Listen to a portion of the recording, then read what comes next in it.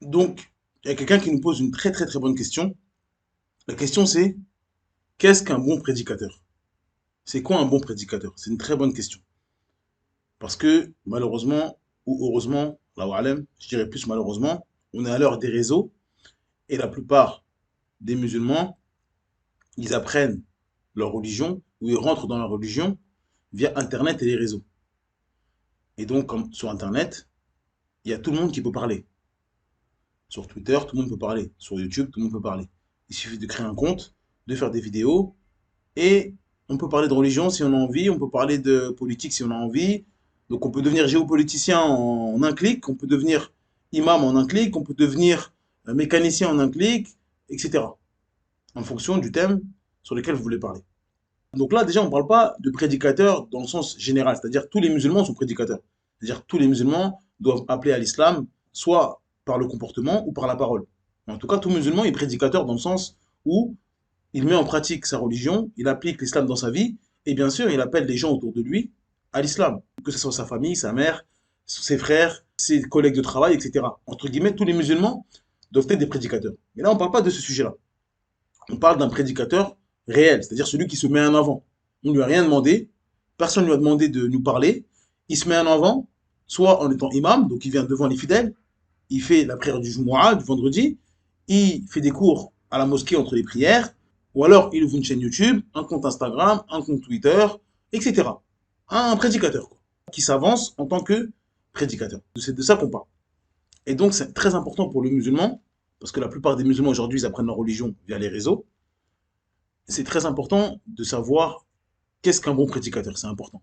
Parce que tous les jours, ils entendent va pas chez un tel, écoute pas un tel, il est égaré. On voit des gens qui envoient des messages sur Twitter ou sur Instagram avec des images, des captures d'écran, les prédicateurs dignes de confiance, les bons groupes, les bons sites à aller, des mauvais sites à aller, on ne sait même plus où donner de la tête. Et même ceux qui disent ça, qui nous disent les bons sites, les bons prédicateurs, les mauvais prédicateurs, etc., même eux, on les connaît pas. Donc, est-ce que eux, c'est des bons prédicateurs? Parce que c'est une prédication, ça. C'est un prêche. Si moi, j'appelle tous les musulmans à aller voir Sheikh Fawzen, c'est une responsabilité de ma part.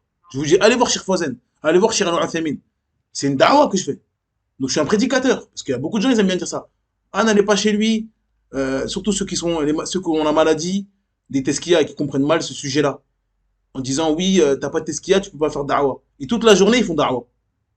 Et on les a jamais vus. On les connaît pas, on connaît pas leur visage, on ne sait pas qui c'est. Ils n'ont jamais étudié. Ils vont voir un étudiant de Médine qui est resté 10 ans, qui est resté 15 ans, ou en Égypte 10 ans, 15 ans, et ils lui disent, t'as pas le droit de faire dawa. Toi, t'as pas le droit de faire dawa. Moi, je veux bien, il n'y a pas de souci. Mais si on respecte tes conditions, respecte-les sincèrement si c'est une adoration pour toi. Et en fait, il fait dawa. Et quand on lui demande, est-ce que les conditions que tu m'imposes à moi, tu les respectes? Non. Et il va dire, moi, je fais pas dawa. Je fais juste de la traduction. Moi, j'appelle à des autres savants. C'est la dawa, ça. C'est une dawa. Subhanallah. Tu appelles les gens, tu invites les gens à quelque chose, à une réforme ou à quelque chose de bien. Un prédicateur, il appelle à quelque chose de bien normalement. Et toi, tu appelles à quelque chose que tu estimes être bien. Donc ça s'appelle une da'wah. Donc on les voit sur Twitter, ah non, écoute pas lui, ils sont pas connus, ils sont juste à la Médine, mais on les connaît pas. Mais là, tu fais da'wah, là. Ça s'appelle une da'wah. Parce que c'est une mise en garde. La mise en garde, il y a des conditions. C'est pas tout le monde qui fait la mise en garde. Il faut avoir de la science. Donc tu fais da'wah. Et quand on te demande qui es-tu, avec ton compte anonyme, il n'y a pas de réponse. Donc, les musulmans ne savent plus où donner de la tête. Comment reconnaître un bon prédicateur pour pouvoir écouter ses vidéos et profiter de lui? Donc déjà, la première chose, la chose la plus importante sur Internet, quand on médite bien, la chose la plus importante à faire en tant que musulman, un musulman qui veut apprendre sa religion sincèrement, qui veut avancer dans sa religion, qui en a marre d'être ignorant et qui est sincère dans sa démarche, et donc il n'a pas les outils pour l'instant nécessaires pour pouvoir faire la différence entre le bien et le mal. Parce qu'on lui dit attention prédicateur, écoute pas lui, mais il n'est pas convaincu parce qu'il ne peut pas savoir. Donc il peut juste faire une confiance aveugle dans cette personne-là. Mais cette personne-là, on ne la connaît pas aussi. Donc il est perdu un peu. Donc le premier conseil que je donne à ces gens-là, c'est de faire beaucoup d'invocations. D'invoquer Allah Azzawajal, de vous faire aimer la vérité. Et vous invoquez Allah Azzawajal, vous suppliez Allah Azzawajal qui place sur votre chemin des gens qui vous apprennent la vérité, la religion authentique, la religion à laquelle le prophète Mohammed a appelé, qui vous fasse aimer la vérité. Et ça, c'est important d'aimer la vérité. Aujourd'hui, on a des musulmans, ils veulent juste faire ce qu'ils ont envie de faire. Ils veulent que des prédicateurs leur disent ce qu'ils veulent, comme au McDo, comme sur Netflix. Quand ils mettent un rappel, c'est comme s'ils mettent Netflix. Ils choisissent. Ouais, bon, aujourd'hui, moi, je veux qu'ils me parlent de ça. Et quand ce prédicateur-là ramène un sujet qui leur plaît pas, qui va devoir leur faire des efforts ou leur faire changer des choses, ou c'est un sujet un peu piquant, tout de suite, ah, il est bizarre, lui. Ah, il fait la discorde. Ah, il fait la fitna. Subhanallah. Parce qu'en fait, on veut pas la vérité. On veut ce qu'on veut. D'accord? Quand on vous dit oui, le shirk c'est haram, il n'y a pas de souci, vous êtes d'accord. Le tawhid, il faut faire tawhid. C'est de la manière générale. C'est un rappel général, tout le monde est content, tout le monde est d'accord avec ça. Tous les musulmans, ils vont dire qu'il ne faut pas faire du shirk et il faut faire du tawhid. D'accord. Maintenant, quand on va faire un sujet sur les amulettes, et on va commencer à dire la main de Fatma, oh, pourquoi tu ramènes la main de Fatma? C'est nos traditions, ça. Ça, c'est culturel, arrête de raconter n'importe quoi. Vous faites la fitna, vous. Tout est haram avec vous. Subhanallah. Et vous prenez ce sujet-là et vous le mettez avec que vous voulez. On vient avec la musique, ah, là, c'est bon, là, je t'aime plus. On vient avec les photos, ah, laisse-moi tranquille. Avant, je t'aimais bien, maintenant, je t'aime plus. Parce que tu as ramené un sujet qui me déplaît. Et ainsi de suite. C'est pas ça le musulman. Le musulman, il doit aimer la vérité. Donc si la vérité vient à vous, même si elle est amère, il faut l'accepter. Et la vérité, bien sûr, c'est le Coran et la Sunna, avec la compréhension des compagnons du prophète Mohammed. Donc si on vient avec ça, même si ça fait mal, même si ça fait 20 ans que vous ne êtes pas sur ça, même si ça fait 30 ans que votre père vous a dit l'inverse, si c'est la vérité, car c'est en conformité avec le Coran et la Sunna, et que Abu Bakr, que Omar, que Othman, que Ali ont eu cette croyance-là, c'est obligatoire pour vous d'accepter ça et vous devez l'aimer. Donc il faut faire beaucoup de dua, il faut invoquer Allah Azzawajal pour vous faire aimer la vérité. Et pas aimer les êtres humains, pas aimer les personnes. Il faut aimer le haqq, la vérité. Si un prédicateur que vous avez aimé pendant des années, 20 ans, 30 ans, qui a été la cause que vous arrêtez tel péché, tel péché, tel péché, vous vous rendez compte par A plus B qu'il dit des choses contraires à la sunna, contraires à la croyance des salafs, il faut tout de suite le délaisser. Parce que normalement, vous étiez censé aimer cette personne-là parce qu'il vous ramenait la vérité. On aime un prédicateur uniquement parce qu'il nous ramène la vérité. Et donc, si vous vous apercevez qu'en réalité, il ne vous ramène pas la vérité, comment vous pouvez vous accrocher encore à lui? C'est que vous n'aimez pas la vérité, vous aimez cette personne-là. Vous aimez ce prédicateur. Et ça, c'est un problème. Ça, c'est un problème. Si aujourd'hui, vous allez voir un médecin, pourquoi vous allez voir un médecin? Parce que c'est un bon médecin, parce que c'est un bon médecin, parce qu'il vous soigne. Et c'est votre médecin de famille depuis des années. Maintenant, vous vous apercevez qu'il donne des médicaments dangereux pour la santé, qu'il a tué plusieurs patients, et que c'est un danger. Vous allez dire, ah non, moi je l'aime mon médecin, c'est mon médecin depuis 30 ans, je vais rester avec ce médecin. Vous allez partir tout de suite, et vous allez mettre en garde contre lui. Vous allez dire, attention à ce médecin. Je croyais que c'était un bon médecin, mais finalement non. Il nous a empoisonné toutes ces années. Pourquoi? Parce que vous avez côtoyé cette personne-là, parce que votre but c'était d'avoir une bonne santé. Et donc le prédicateur, vous devez le côtoyer, vous devez l'écouter, parce que il doit vous ramener une bonne croyance. Et donc si vous apercevez qu'il a une mauvaise croyance, tout de suite il faut le délaisser. Donc on aime la vérité. Et donc les gens qu'on aime, les gens qui appellent à l'islam, les prédicateurs qui appellent à l'islam, on doit les aimer parce que pour nous ils appellent à la vérité, pas parce qu'il vient de mon pays, pas parce qu'il a la même couleur que moi, pas parce qu'il vient de mon quartier, ou quand il parle j'aime bien. Non, nous c'est la vérité qui nous intéresse. C'est la vérité qui nous intéresse. Et bien sûr, la vérité, c'est le Coran et la Sunna avec la compréhension des premiers musulmans, c'est-à-dire les Sahaba. Et tous ceux qui les ont suivis de la meilleure des manières. Donc, première chose, beaucoup d'invocations, beaucoup de doigts. Ensuite, beaucoup disent oui, il faut qu'ils suivent le Coran et la Sunna. Mais là, on s'adresse à des gens qui ne connaissent pas le Coran et la Sunna. Parce que c'est compliqué comme réponse. On dit, comment savoir qu'un prédicateur est sur la bonne voie, et sur la voie des salafs? La réponse qu'on lui donne, c'est, bah, on peut savoir s'il suit les salafs. Oui, mais ma question, c'est comment je peux savoir qui suit les salafs? Et toi, tu me réponds, s'il suit les salafs. C'est compliqué. C'est pour ça qu'on doit commencer par les doigts. C'est Allah. Au début, on est à la merci. On est obligé de faire confiance. Et donc la confiance, on doit la placer en Allah, avant n'importe quelle créature. C'est pour ça, parce que là, on est vulnérable. On est très, très vulnérable. On n'a pas les outils. Et on cherche quelqu'un pour nous donner ces outils. Et donc, forcément, le choix, il est fait un peu, soit on connaît quelqu'un de confiance, mais même lui, est-ce qu'il connaît? Parce que ça peut être un ami d'enfance, ça peut être un ami de confiance dans la vie mondaine. C'est pas un menteur, il triche pas, il vole pas l'argent. J'ai confiance en lui dans la vie mondaine. Mais peut-être qu'il est ignorant. Et donc quand je vais lui dire, oui, tu connais un imam de confiance, lui, avec son ignorance, il va vous indiquer quelqu'un qui n'est pas de confiance réellement. Mais il ne savait pas, parce qu'il est ignorant également. Donc c'est compliqué. Donc c'est pour ça qu'il faut faire beaucoup de doigts. Donc moi, ce que je conseille, c'est d'abord l'entourage. Si dans votre entourage, vous avez une personne digne de confiance religieusement, attention, quand je dis digne de confiance, c'est pas quelqu'un qui n'est pas un menteur, qui n'est pas un tricheur, qui dit pas des gros mots, vous avez fait des affaires avec lui, il a jamais triché. On parle pas de ça là, on parle de la religion. Une personne peut être droite et être ignorante. Et donc si elle est droite dans la vie mondaine et que vous lui dites j'ai envie de m'intéresser à la religion, je sais que tu connais un petit peu toi, tu me conseilles qui? Ben non, ça veut pas dire qu'il est digne de confiance dans la religion. Donc, quand on dit digne de confiance, c'est religieusement, c'est-à-dire une personne qui est connue pour avoir étudié. D'accord? Il a étudié en Arabie Saoudite, il a étudié en Égypte, il a étudié en Mauritanie, il a étudié au Yémen. Des gens de la Sunna. C'est connu pour être quelqu'un de la Sunna. Et encore, même ça, il faut faire beaucoup de doigts, parce que des fois on dit oui, il est sur la Sunna, et en fait non. Mais il faut faire les causes quand même. On va pas rien faire, rester dans notre coin. Donc, on fait des doigts et on fait ces causes-là en disant voilà, s'il y a un imam qui est connu pour sa science, pas juste un imam comme ça, il fait 5 prières, non. Cette personne-là, elle est diplômée d'une université islamique, ou cette personne-là, elle a étudié avec des savants, etc., qui est connu, qui est reconnu. Là, vous pouvez lui dire voilà, est-ce que je peux étudier avec toi? Parce que c'est la meilleure des manières, étudier avec des gens de vive voix, c'est la meilleure chose à faire. Ou alors, est-ce que tu peux m'orienter vers un étudiant en sciences de confiance, physiquement ou via les réseaux? Ça, c'est la première chose à faire.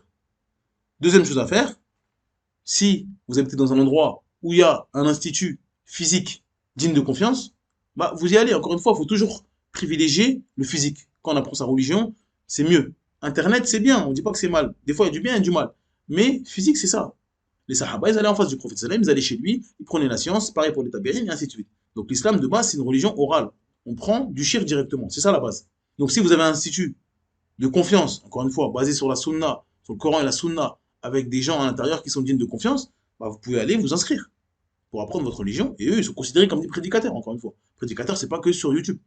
Donc, c'est-à-dire que là, entre guillemets, le fait qu'ils soient dans un institut digne de confiance, l'institut a fait des efforts nécessaires pour prendre des professeurs dignes de confiance. Donc ça, c'est la deuxième démarche. Maintenant, vous habitez dans une ville où il n'y a pas d'imam sur la sunna, où il n'y a pas d'institut. Donc là, vous êtes obligé de vous tourner malheureusement vers Internet. Parce qu'Internet, c'est une béquille, c'est pas la solution en soi. Sur Internet, vous allez sur YouTube, je pense. Je pense que la meilleure manière d'apprendre sa religion, c'est sur YouTube, voilà, sur Internet. C'est-à-dire, les autres réseaux, on n'apprend pas, on peut pas apprendre. C'est-à-dire, sur Instagram, sur Twitter, etc. Peut-être sur Instagram, si des gens font des lives, etc. Mais sur Twitter, comment on va apprendre sa religion? C'est des tweets. Donc, sur TikTok, encore moins, etc. Donc, la plupart des gens, ils vont sur YouTube. Et donc sur YouTube, vous allez tomber sur énormément de gens qui parlent dans la religion. C'est-à-dire, vous allez taper islam, vous allez taper religion, vous allez taper unicité, vous allez taper Mohammed, sallallahu alayhi wa sallam, vous allez taper plein de choses pour un peu connaître. Vous voulez savoir ce qu'est le prophète, vous allez taper l'attestation de foi, etc. Et vous allez taper et vous allez voir des choses qui vont être affichées. Et donc, bien sûr, YouTube, lui, il regarde pas, il va pas vous proposer des gens qui sont sur la sunna, il va vous proposer des gens en fonction de l'algorithme. Plus il y a des gens qui font des vues, plus ils vont être en avant. Ça montre en rien qu'ils ont de la connaissance, qu'ils ont de la science, en rien du tout. Donc, pour ceux qui écoutent des gens sur YouTube, des prédicateurs sur YouTube depuis des années, ou qui ont envie de le faire, moi, ce que je préconise, c'est de voir ce à quoi ces prédicateurs vous appellent. Donc, vous allez sur sa page YouTube, vous allez dans la première vidéo qu'il a postée sur sa page YouTube. Et vous regardez les 15, voire les 20 premières vidéos. Les 20 premières vidéos de cette personne-là. Et vous regardez de quoi il vous parle. Les titres, on ne dit pas de cliquer dans les vidéos, on ne sait pas qui c'est. Regardez les titres. De quoi il veut me parler? Parce que les 20 premières vidéos, quand on lance sa chaîne, c'est ce qui montre notre objectif par l'ouverture de cette chaîne-là. Les 20 premières vidéos, les 30 premières vidéos, et vous regardez les titres. De quoi cette personne me parle? Si les titres et les sujets, c'est en rien une cause pour vous faire entrer au paradis et vous éviter l'enfer, éloignez-vous de ces personnes. Éloignez-vous de ces personnes. C'est-à-dire que la personne, elle arrive, elle commence avec des vidéos qui n'ont rien à voir avec le fait de sauver les gens du feu, avec des bonnes croyances. Parce que les prophètes, ils sont venus avec un message. Et ce message-là, c'est adorer Allah unique. Et éloignez-vous des fausses divinités. C'est le message de tous les prophètes. Donc, adorer Allah. Donc, faire connaître Allah aux gens. Donc qui est Allah? La croyance. D'accord? Allah, il est unique ou il est trois? Donc le tawhid. Bien sûr qu'Allah, il est unique. Et ça veut dire quoi tawhid? C'est quoi l'unicité? Quelle est la croyance qu'il faut avoir vis-à-vis d'Allah? Quelle est la croyance qu'il ne faut pas avoir vis-à-vis d'Allah? Allah, il faut l'adorer. Donc quelles sont les adorations qui vont vous permettre d'adorer Allah Azzawajal? Ou alors, quels sont les actes qui vont vous faire sortir de l'islam, qui vont vous faire rentrer dans l'innovation, des choses qui vont vous sauver du feu? Donc si c'est quelqu'un, il vous parle d'argent, il vous parle de sexe, il vous parle de je sais pas quoi, même si c'est en lien avec la religion, encore une fois, on ne dit pas qu'il parle de sexe comme ça, mais oui, une doha pour vous marier, oui, une doha pour je sais pas quoi, oui, les djinns amoureux, des choses, on ne dit pas que c'est pas bien, on ne dit pas que c'est... Mais si je reste comme ça pendant 10 ans, je vais pas aller au paradis en croyant ça. Les djinns amoureux, le mauvais œil, c'est bien, c'est une bonne chose. Mais si toute sa chaîne YouTube, il vous parle de sujets comme ça, et en final, vous allez regarder toutes ces vidéos, et vous n'allez pas savoir qui est Allah, c'est pas un bon prédicateur. C'est pas un bon prédicateur. C'est peut-être des choses bien qu'il dit. Le but du prédicateur, c'est d'être une cause pour vous sortir du feu. D'accord? C'est d'être une cause pour vous sortir du feu. Et donc, s'il vous parle de choses qui ne font pas sortir du feu, il a échoué sa mission. Il a échoué sa mission. On voit des gens aujourd'hui qui écoutent des prédicateurs sur Internet depuis 10 ans, depuis 5 ans, et qu'on leur pose des questions sur le béaba du musulman, que le musulman ne doit pas ignorer, et qui ne sait pas vous répondre. On dit, mais depuis 10 ans que tu écoutes ce prédicateur, qu'est-ce qu'il t'a appris? Il vous a, oui, il a dit, ouais, mais il m'a dit qu'il faut être bon avec le voisin. Il m'a dit qu'il faut sourire. Il m'a dit qu'il ne faut pas dire des gros mots. Il m'a dit qu'il ne faut pas faire ça. Il m'a dit de revenir au Coran. Il m'a dit de lire le Coran. Il m'a dit d'avoir un bon comportement, d'être doux avec sa femme. Tout ça, c'est bien.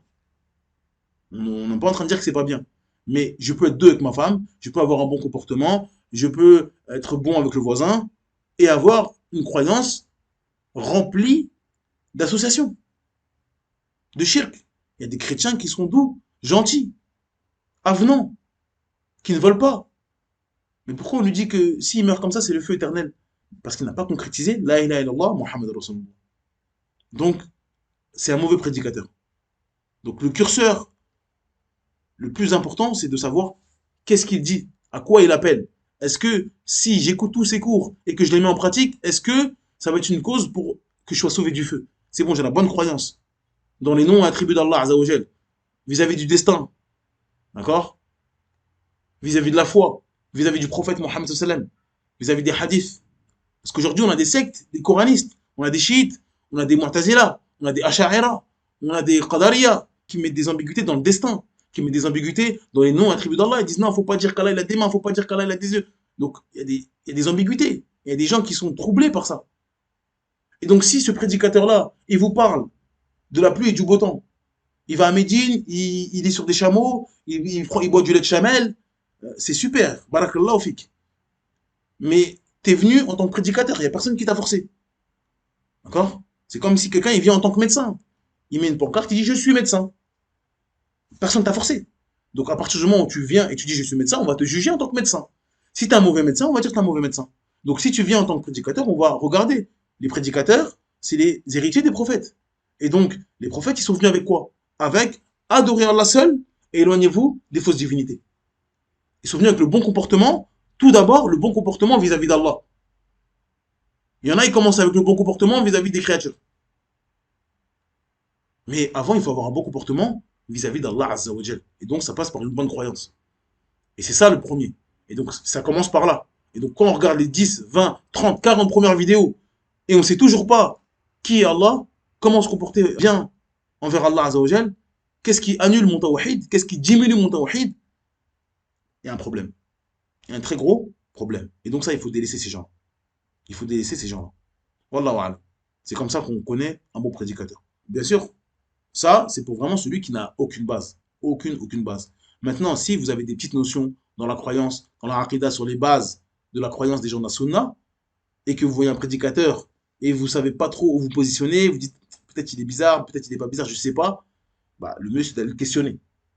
De questionner lui, parce que c'est lui qui vous intéresse, c'est pas les autres. Parce que moi, plein de fois, des gens ils viennent me voir en me disant, tu penses quoi de lui? Tu dis quoi de lui? Mais moi, je le connais pas. Est-ce que lui, il est sur la sunna? Mais moi, je le connais pas. Donc, si tu veux savoir s'il est sur la sunna, va lui poser des questions qui fait qu'une personne est sur la sunna ou non. Nos célèbres, ils ont déjà fait des livres entiers sur ça. Celui qui a une croyance comme ça, il fait partie de la sunna. Vis-à-vis du destin, la foi, elle augmente ou elle diminue? Les noms d'Allah, est-ce qu'on peut faire l'interprétation du ta'wil? Est-ce qu'on fait du tafwid? Ou alors on affirme les noms d'Allah Azzawajal?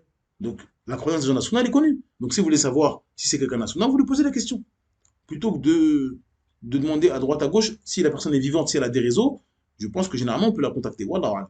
Donc ça, c'est pour les gens qui sont un peu plus avancés. Là, on parle vraiment pour quelqu'un qui n'a aucune base, il ne sait pas où donner de la tête. La meilleure cause, bien sûr, c'est les invocations, les doigts, de faire des efforts dans l'apprentissage de la religion et de faire beaucoup de doigts pour qu'Allah Azzawajal lui mette sur sa route des gens sur la sunna.